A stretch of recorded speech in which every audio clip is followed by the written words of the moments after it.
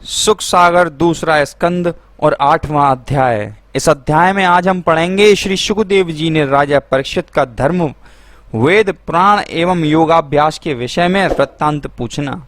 इतना वृत्तांत सुनकर राजा परीक्षित ने अपने हृदय में सोचा, श्री नारायण जी की कथा सुनना चारों वर्णों के लिए बराबर बताया है। इन्होंने मुझे भी इन चारों वर्णों की सेवा में ही समझा है, इसलिए मुझे अपनी शंका दूर करने के निमित्त उन पिछले राजाओं की कथा के संबंध में पूछना चाहिए जिन्होंने श्री नारायण जी के स्मरण और भजन में अपना देह छोड़ दिया था। ऐसा सोचकर राजा परीक्षित ने श्री सुखदेव जी से कहा, हे महामुने, भगवान के अवतारों की कथा सुनकर मेरा हृदय बहुत प्रसन्न हुआ है।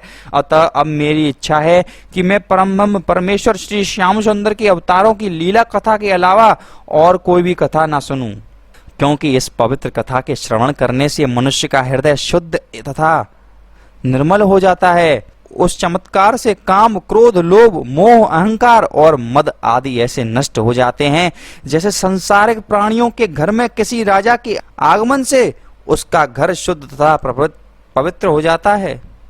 इसलिए अब आप कृपा कर यह बतलाइए कि परम ब्रह्म परमेश्वर श्री नारायण जी का विराट स्वरूप कैसा है, जिसमें कि समस्त सांसारिक वस्तुएं सम्मिलित हैं और जो एक रूप से अनेक रूप हो जाते हैं, उनमें क्या भेद है। पिछले युगों में जिन राजाओं ने श्री नारायण जी के भजन से लिप्त होकर अपने देहों को छोड़ दिया था, उनका क्या वृत्तांत है। समस्त तत्वों की संख्या, श्री नारायण जी की पूजन विधि, वेद का धर्म एवं स्वरूप, शास्त्र पुराणों का महात्म्य, महाप्रलय का वृत्तांत, यज्ञादि की विधि, ब्रह्मांड और ऋषि मुनियों का वृत्तांत, प्राणियों के नरक से निकलने की विधि, पाप एवं अधर्म करने वालों की मृत्यु के बाद का परिणाम, संसार में कौन सा कर्म करने से प्राणी माया जाल में फंसता है, इसका वृत्तांत और किन कर्मों के करने से मोक्ष प्राप्त होता है, इन सब बातों के विषय में मुझे बताने की कृपा करें।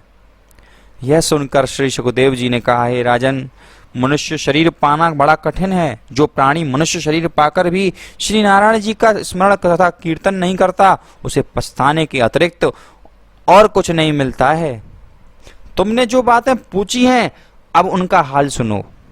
जिस तरह मनुष्य दर्पण में अपना मुख देखकर प्रसन्न होता है, परंतु उसे पलट देने पर फिर कुछ दिखाई नहीं देता, उसी तरह श्री नारायण जी अपनी इच्छा से जगत को पैदा करते हैं, तदुपरांत उसका नाश कर उसे अपने स्वरूप में लीन कर लेते हैं। इसलिए ज्ञानी आदमी उसी को समझना चाहिए जो नारायण जी के 24 अवतारों की कथा और लीलाओं को सच्चे मन से सुनता है तथा उन पर पूरा विश्वास रखता है।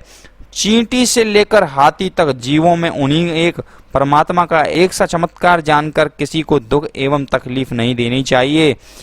इतनी कथा सुनाकर सुखदेव जी ने राजा परीक्षित से कहा, हे राजन, तुमने जो बात पूछी है वही बात एक बार ब्रह्मकल्प में पितामह ब्रह्मा जी ने श्री नारायण जी से पूछी थी। और इसी प्रकार यहाँ पर 8वां अध्याय समाप्त होता है।